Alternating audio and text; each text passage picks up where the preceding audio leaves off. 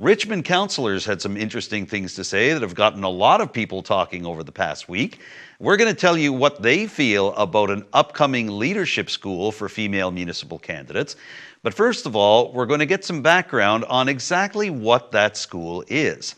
It's a co-partnership between the Cape Breton Partnership and a group called Government Focus. Focus stands for Female Objectives Cape Breton Unama'ki Strait. And it's made up of several municipal councils and First Nations communities across Cape Breton Island. The mayor of the town of Port Hawkesbury, Brenda Chisholm-Beaton, is the co-chair of Government Focus. Here she is to explain exactly how the conference came about. A group of women got together to do a panel for women in leadership that was hosted by Cape Breton Voices in Sydney. I was one of the participants that were invited to join on a panel of women talking about their experiences as elected officials.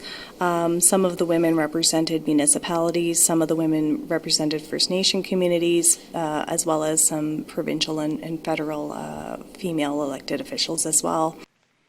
Mayor Chisholm-Beaton is the co-chair of the Government Focus project, and among the people she's working with are several representatives of First Nations communities around Cape Breton Island, including Budladek First Nation band councillor Anita Basque. Chisholm-Beaton feels that it's important to have this partnership with the Mi'kmaq communities around Cape Breton Island, as many women hoping to run for band councils, in addition to municipal councils, don't always have the resources at their fingertips to be able to do so. You know, First Nations women are able to run both for municipal government as well as for band councils elections. So we thought, wouldn't it be wonderful if we had a local women's leadership school, if we focused on local government, and if we expanded that catchment area to include First Nations local government as well as municipal local government, let's do that school together. So as all these concepts kind of mashed together, that kind of formed the basis of what we're doing for May 1st and May 2nd. Chisholm-Beaton is hoping that the Government Focus initiative can help build on a strong legacy already being carved out in the last 5 to 10 years by many female candidates who have been elected to office locally. Among those, Chisholm-Beaton herself, who was first elected as a town councillor for Port Hawkesbury in 2012 and became the mayor in 2016. These also include Inverness Warden Betty Ann McQuarrie, the mayor of Antigonish, Laurie Boucher, and Perline Mofford, who is a municipal councillor for the county of Victoria. Chisholm-Beaton points to one of her own experiences that happened just recently at a hockey game where she happened to have a couple of her children playing, when somebody came up and showed her how her own mayor's position is influencing a new generation of young girls. One day, it was short, like I might have been mayor for maybe about a year at that point, so it would have been around 2017. A friend of mine flipped me a picture. He texted me a picture and said, I just wanted to share this with you. It was a picture of his young daughter who was 5, and she was sitting at a desk, and the desk was full of papers, and he said, I'm just wondering if you would like an assistant because Sadie just declared that she was playing mayor. With the Female Leadership School scheduled in May, as well as a gallery showing at the Port Hawkesbury Civic Centre that ties into International Women's Day on March the 8th, Chisholm-Beaton is hoping that a new generation of potential female leaders could emerge as a result of these initiatives. She shows her own experience with her own children, Finley and Alexis, when she was acclaimed and sworn in as mayor in 2016 and got to wear Port Hawkesbury's official mayor's chain for the first time. She recalls how this experience impacted her children and hopes it will continue to do so in the years to come. And just having my 2 children at the time, witness that, I can't even articulate the looks on their faces. It's about reimagining the future. Reimagining the way we participate in politics, and just, I think it's just a wonderful thing because change is great. Change doesn't have to be scary. I think it's just going to continue to enrich the lives of our communities by adding more diverse voices at our council tables. So now that you know a little more about the Government Focus Initiative to try to train female candidates for this fall's municipal elections, let's take you to the regular monthly meeting of Richmond Municipal Council in Arishat and hear what a couple of councillors and the warden had to say about all of this.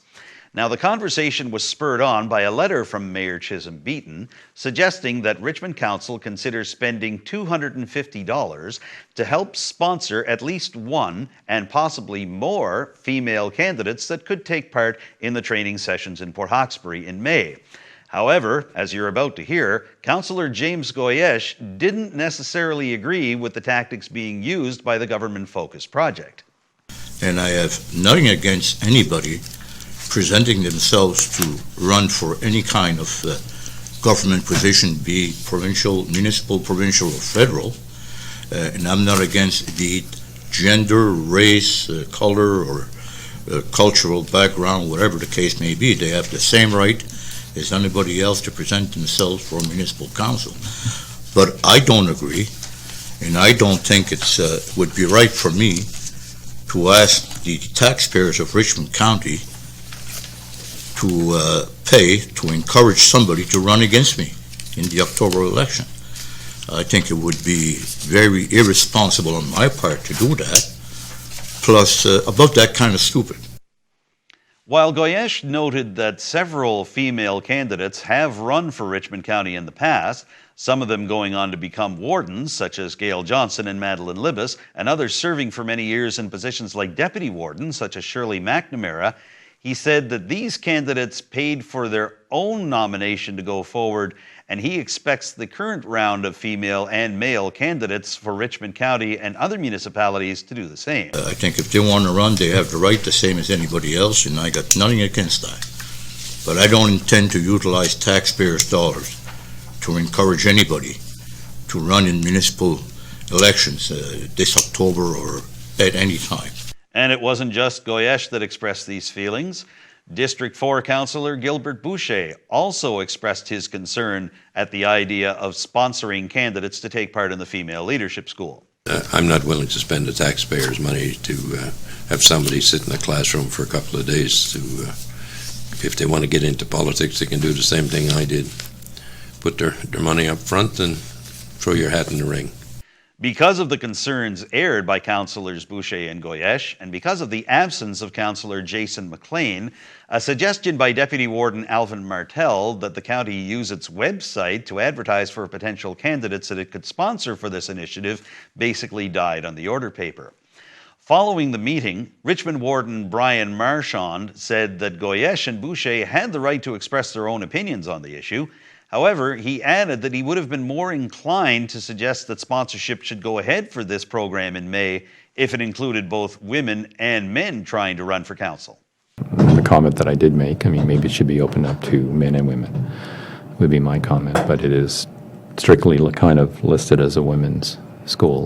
Now, there will be some representation from Richmond County going to the Female Leadership School in May in Port Hawkesbury. Budladek First Nation has agreed to spend a combined $500 to send 2 candidates from that community to go to the leadership school. However, if anybody else from Richmond County wants to be able to attend and to take part, they will have to spend their own money, thanks to the decision made by Municipal Council last week. In Arishat, for Telile 24/7, I'm Adam Cooke.